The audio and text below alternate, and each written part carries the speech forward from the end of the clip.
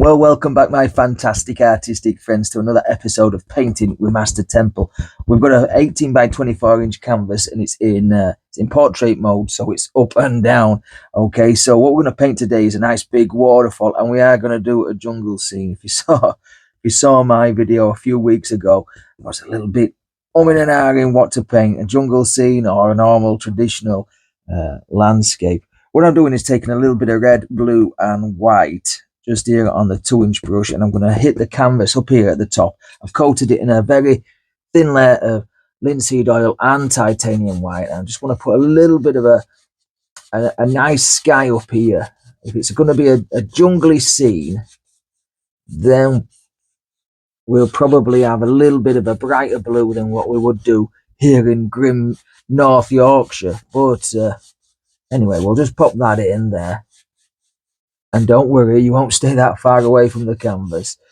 Okay, just somewhere about there like that. I don't particularly want too much of a massive sky. Like that, we keep just blending it away. Okay, I'm going to get another brush, and I'm going to sketch in. Let's get a filbert brush. A bit of brown and a bit of blue, so we'll just use ultramarine and brown and a bit of white that I've got in there as well. And we're going to just start sketching in where we want the waterfall to be. So we need a cliff. So blue and brown make a beautiful grey colour. So I'm just going to spend a couple of minutes just putting in something here. I don't know where. I'll probably have it coming straight down, something there like that. We'll see. All right, I've sketched in a little bit of where this big major waterfall is going to be. I think we're going to have something there, and maybe a little trickle coming off here as well. And it obviously goes away from us. So we're going to just put in some of this darker colour now. And this is just blue, red, and brown.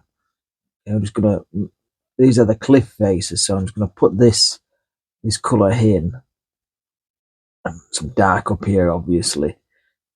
We'll probably have some grasses, ferns, bamboo. It is going to be a jungle scene for sure, or something similar to a jungle. Hey, I've said that before, though, haven't I? I've said that before. Okay, and then I'm going to have a ledge, I think, about here as well. So I'm just going to work on these colours. I'm going to pale it off a little bit as we get away from us as well.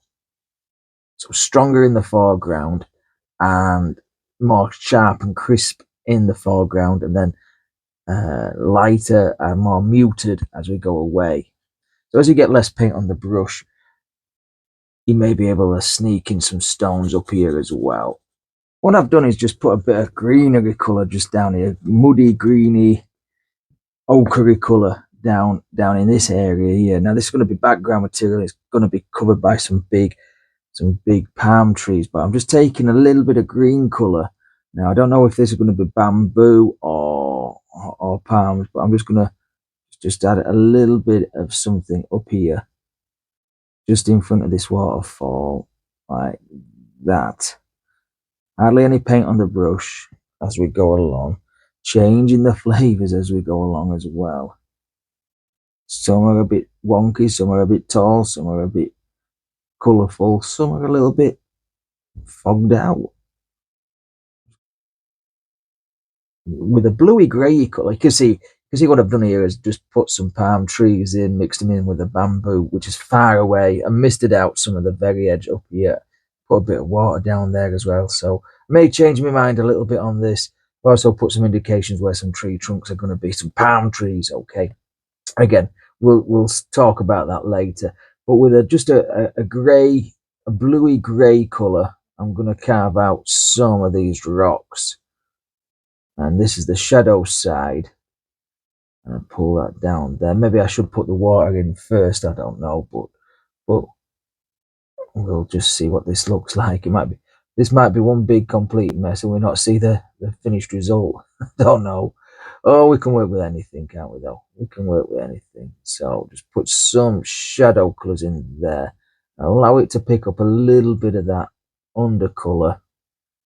where the colours meet, the shadow and the undercolour. Where we're going to go on this one, just put a couple there, like that. If you look here, where we've got a little bit of green on there, we can just take some of this shadow colour and just like basically carve out a ridge or like a plinth into the stonework, and then just blend that back into nothing. We can have some bamboo coming off that, perhaps. We can start adding a little bit of highlight now to some of these rocks that are out here. Just a mixture of white, brown, and yellow ochre. That creeps there and goes down like that. I want them quite rustic as well. I don't particularly want them very defined or anything like that. I want them to look like they've actually been painted. And like so on top of that bit there. And then we'll have something in there. Bit of dirty colour underneath. Like that. Once we've got all these in place, we can work on the water, which is the most exciting part. So I'm just going backwards and forwards from colour to colour, picking out highlights and the shadowy colours that are on these rocks here. I really think we should have really put the water in first, but it is what it is. It'll give us something to learn a little bit more when we put the water in.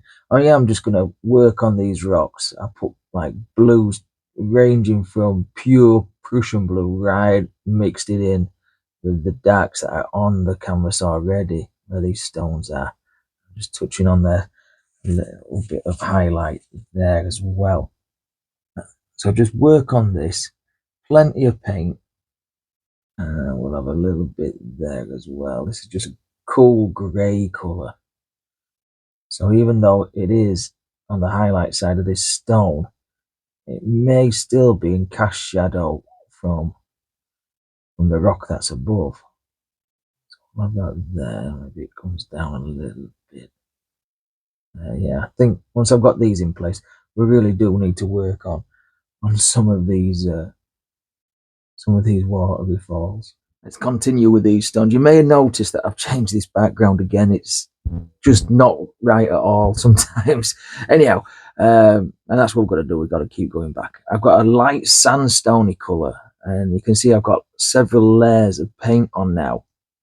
But I'm just going to really gently just float a bit of this sandstony colour right on top. It's just yellow ochre and a little bit of white just up here. I'll try and find a dry spot there, and we can pick out some highlights with this little filbert brush just out here where the sun is really catching across here as well. Big dollops of paint, big dollops. In fact, we'll come across on this one here as well. There, bring it down. The more paint you have, the easier this is. Okay, I've got a little bit of white paint, and it's just gently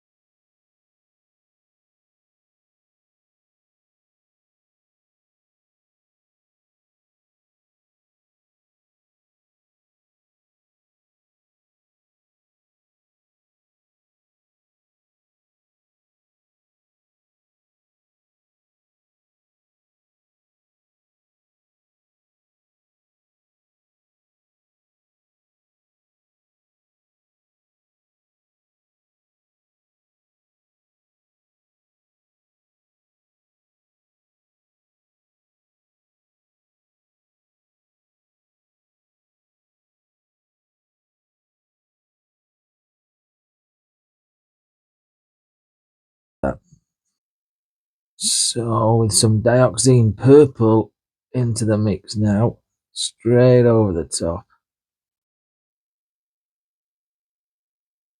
Over that white there. Reload the brush, need to reload. There we go. Just grab a little bit more. Try and keep the basic shape of an arc. There, like that. So that's his little rainbow shape.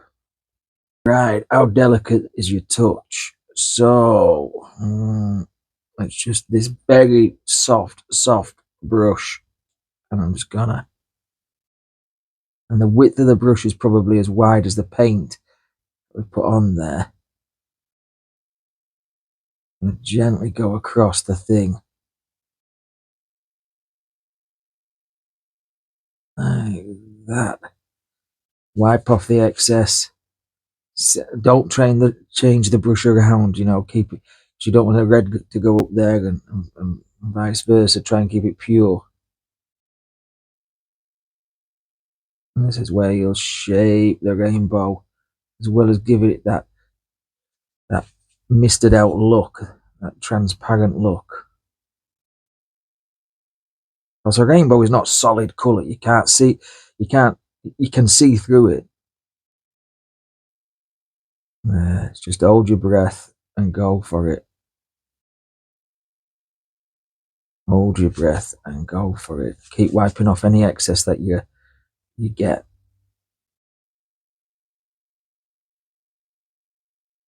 There. And what we can do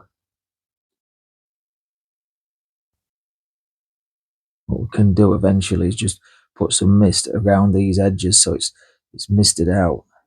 Yeah, come back this way. I dare do out. Yeah. And I would happen to lose an air right there. Come on, a little rainbow. Okay, let's paint a boulder on this. So I've got some grey, bluey, shadowy colour, and it looks like there's a natural line there for where we want the rock to shape. So I'm going to just put some of this in on top of this paint, just like that. Don't want to go overboard and cover it all completely. We do want some there, like so. Right. Wipe off the excess, then go into some of this stony colour. This is just burnt umber, French ultramarine, and some white. Because this shadow blue is made with French ultramarine as well, and white. We can use the colours in this side as well. There we go. So the more burnt umber you put into this, the more warmer it'll become. Or you could just put a drop of red in there.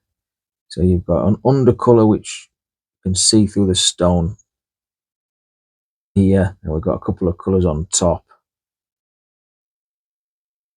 And like that. I think we'll have a bit of a sandy, stony beach there.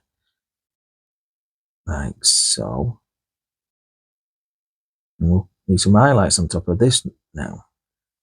Now then, so just wiped the excess out with the brush, and now like that. This is just basically yellow ochre and white with a bit of browns just thrown in there for good measure. Sculpting this stone as we go. A bit there like that. Sculpt this stone as we go.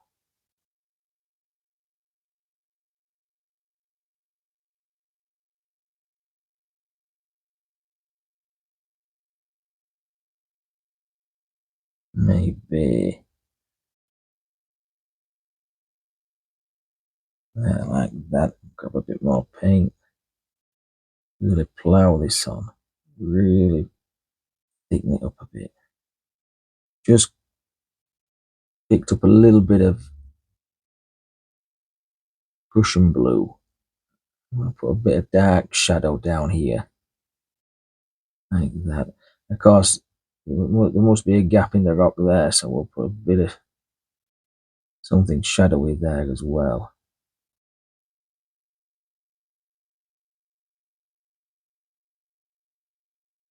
Like that. Redefine some of these edges. There. Right. So, don't keep playing with it or you'll end up creating mud. We don't want that. We don't want that. Take a bit of brown and black right down at the base of this stone. We'll just put some deep darkness down in there, like that, and merge it into the colour that's up there. Sit there like that. Let's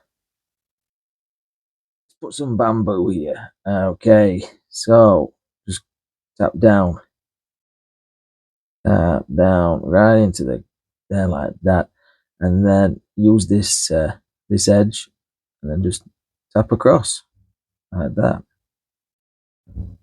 There, like so. Maybe another one there, and like that. I mean, of course, we'll put some reflections down there. Change your colour, and we can put a fair few around here. But these dagger brushes really do make life really easy for these. Yeah, over that. Yeah, probably have to thin it out a little bit to get it over the stonework. Okay, let's work on these palms in the foreground now. So just a mixture of the browns, bit of black, bit of red thrown in there as well. I'm going to take this one a little bit taller, maybe about there, and then where these trees are, these indications of these trees are going to be, I'm going to pop them in, initially laid out. I'm just going to go over this like so. There we go, all the way down. Again, just like any other tree, it's wider towards the base, like so. There, it goes right down. Nearly 2 foot long, that tree. There we go. And then we've got another one that goes off in that direction. So again, browns, reds and blacks going in there. Do I want that one there? There, like that, I think. And straight across everything else. And all the way down, like so. And that pushes that area back, like that. Now I'm just going to fill all this in with this browny colour. Now then, there are lots and lots of different kinds of palms. And I think I'm going to start off here. Now, this is just on that dagger brush. And I'm just taking some of this dark, it looks brown, but it's like a dark greeny colour. Now we can do the normal palm trees. I quite like the windmill palms. So I'm just going to start off. How am I going to do this? Start off there like that, I think. Like so. And then we arc out. Now, if this goes wrong, don't blame me. I only work here. Just tap on like that. And then we've got basic of a windmill palm now. It won't see as much on that side, so we'll just have to just do smaller strokes this way. Like that. I know we've got a brown streak behind it. We'll have to put something behind there. I'll blend it away. I mean, we could even put a cloud there if we really do want to. Go crazy. There we've got a branch of a windmill palm. Might make some of these a little bit longer. Bring this one down. Bring this arm down a little bit there, like that.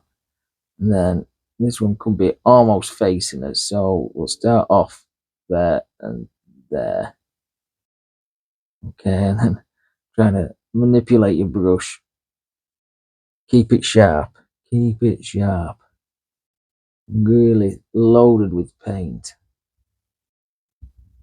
There, like so. Going around. Like that. And all the way across. If you get a bit blunt, sharpen your tool back up.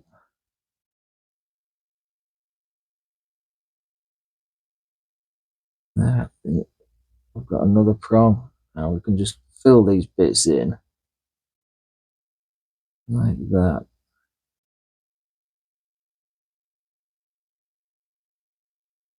And then just keep going till we've got a composition. A few extra details down here at the bottom, and I think, well, we're about finished. Well, that is one big long canvas and a very enjoyable painting, if I do say so myself. Makes me just want to go on holiday. If you've enjoyed this one, give me a big old thumbs up. If you try this one with the little waterfall and the rainbow, please tag me in a photograph. Links are down in the description to my social medias. Painting with MasterTemple on Facebook as well. Subscribe to the channel if you've not done so already. Leave me a comment, and until next time, take care of yourself. Stay safe. Happy days.